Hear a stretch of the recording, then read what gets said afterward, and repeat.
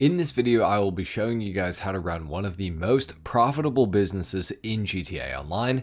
However, it is a bit of a tricky one to understand initially, so I'll be explaining absolutely everything you need to know about the bunker in GTA Online. This business has had some really nice upgrades added to it over the years, so if you haven't played in a while, we will get you up to speed fast. If you end up finding the video useful, a like is appreciated and consider subscribing for more content like this.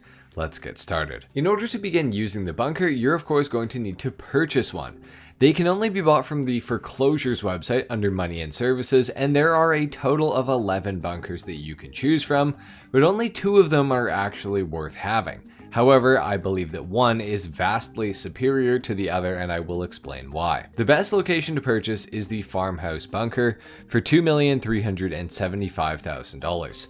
It's located between Redwood Lights and the prison, and it's simply the closest to the vast majority of the sale missions, which is how you're going to make the most amount of money with this business. The other option is the Chumash bunker, which is much cheaper at just $1,650,000.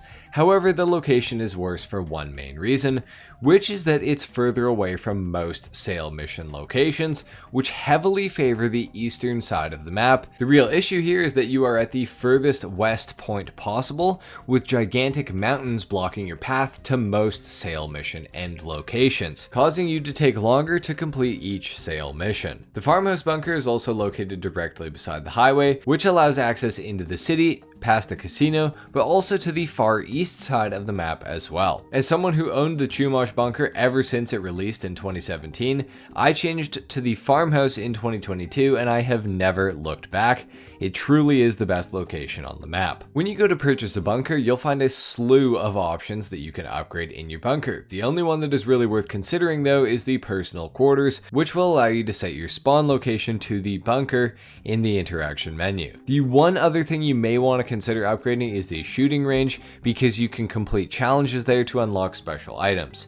If you're just trying to make money though, I would say to skip it. The bunker is also the only location where you can store a mobile operations center and the anti-aircraft trailer, both of which are purchasable if you ever feel the need to. However, neither will be necessary for making money with this business. Once you've purchased the bunker, you'll have to do a setup mission to begin actually using it. You'll typically have to pick up a Tampa or a dune loader from Los Santos and drive it back to your bunker, and that will typically be the end of the initial setup mission. Now, once you've arrived back at the bunker after the setup mission is over, you'll have a full bar of supplies, and to ensure that you don't waste any of it, you should go to the computer immediately to purchase some additional upgrades, which will help you to run the business more efficiently. To buy these upgrades, get on the computer inside the bunker and sit down. Go to the upgrade section and you're going to want to upgrade the following. The equipment upgrade, which will increase the production speed slightly, but mainly will increase the value of weapons that you're manufacturing inside the business and decrease the usage of supplies, allowing them to stretch further for longer. The staff upgrade increases the production speed of the business mainly, but also increases the value of the weapons you produce, and it makes the supplies last longer. The security upgrade decreases the threshold for your bunker to get raided. Without the security upgrade, the business can get raided when holding stock at more than 50% capacity and over 5 hours of inactivity. But with the security upgrade, you'll get 10 hours of inactivity while over 50% capacity, which isn't actually that helpful in its own right. If you own the mansion with the security detail upgrade, in conjunction with the bunker security upgrade, that will make it so that your bunker will never get raided again, which is very nice. So if you have the mansion security, it is very worth buying the bunker security upgrade as well. The bunker operates similarly to the MC businesses and the acid lab, where you provide it with supplies and then your business makes product out of said supplies for you to sell at a later date. There are 3 main ways to get supplies, which we will be going over, starting with doing the actual resupply missions. These are the worst way to get supplies into your bunker. You're going to have to go and steal supplies from a location somewhere on the map and return them to the bunker. At most, this will give you 2/5 of a supply bar, sometimes only 1/5. I personally advise against doing these missions as they typically take around 5 minutes or more to complete. However, there are much better uses of your time. The next way, which is how I typically recommend getting supplies for the bunker, is to simply purchase them. A full round of supplies will cost you $75,000 and it will arrive within 10 minutes of purchasing and allow your staff to start producing products. While this is happening, you can be doing other stuff to offset that $75,000 cost. The best way to get supplies though is doing the daily stash house that spawns somewhere on the map. Completing this mission will give you full supplies in one of your businesses. So if you purposely leave the bunker without supplies, while filling the other businesses that you have, the supplies will be forced to go to the bunker. If you're grinding the bunker, you won't be able to get supplies fast enough from the free stash house because it's only available once per day. So I recommend buying supplies whenever possible and also using the stash house whenever possible as well. Paired together, you'll make a killing with these two resupply methods. The bunker also uses supplies to complete bunker research, allowing you to unlock special upgrades for vehicles, attachments for weapons, and special liveries and camos for weapons and vehicles alike. The biggest problem with bunker research is that you can't select which item you want to work on. It randomly selects the next project after the previous one finishes. Completing research will also take your supplies.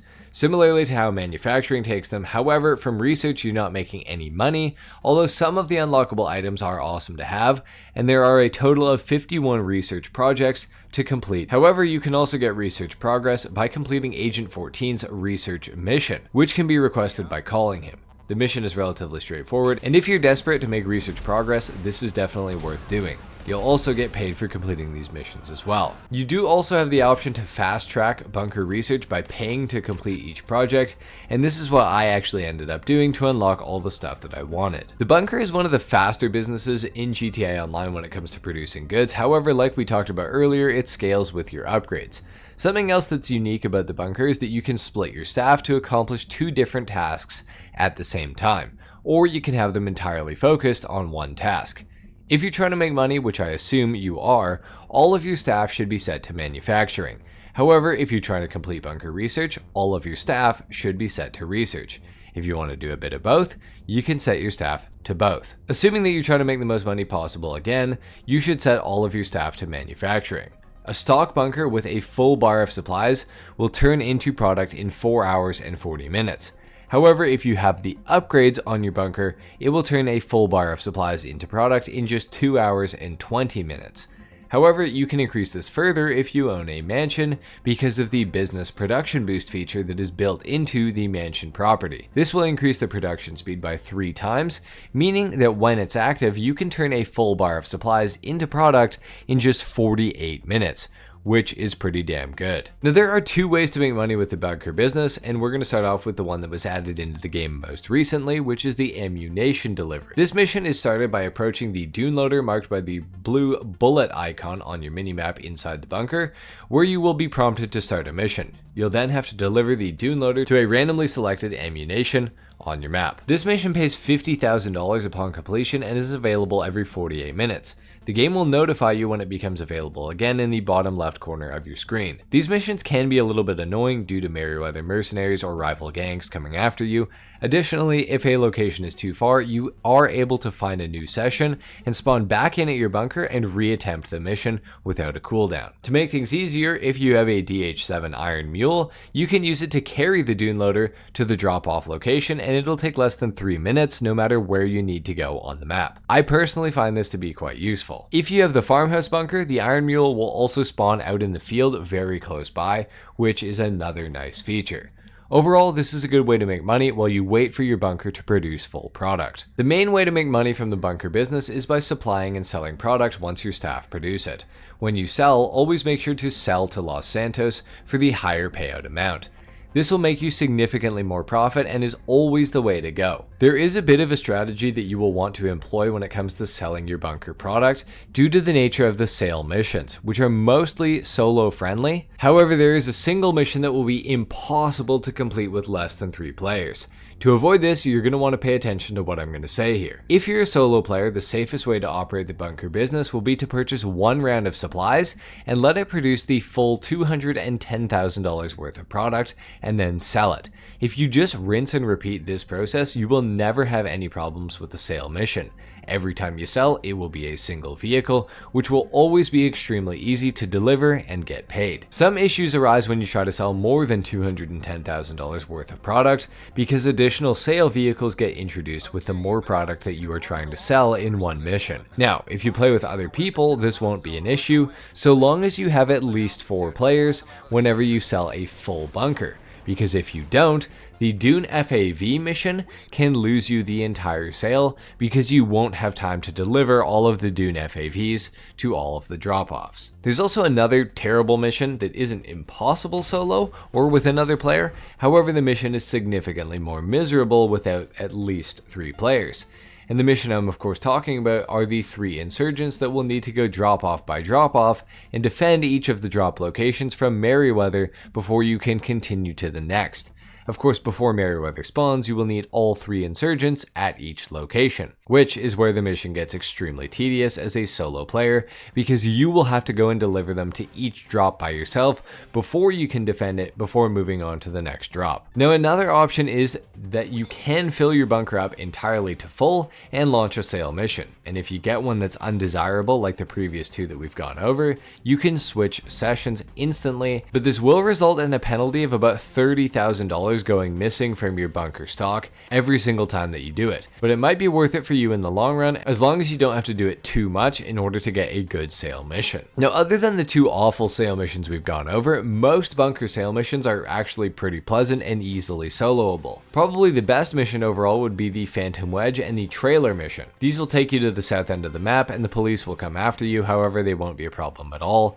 Simply deliver the trailer to the drop-off and get paid. The next best ones are the Insurgent missions, and there are quite a few variants of these missions, all of which are great except for the Merryweather one that we touched on earlier. These typically will require you to deliver some insurgents to a location on the map, and it is as simple as that. The worst of the good missions though are the monster truck missions that use the Marshal. These ones are just generally the slowest and most tedious, however they're not really even that bad.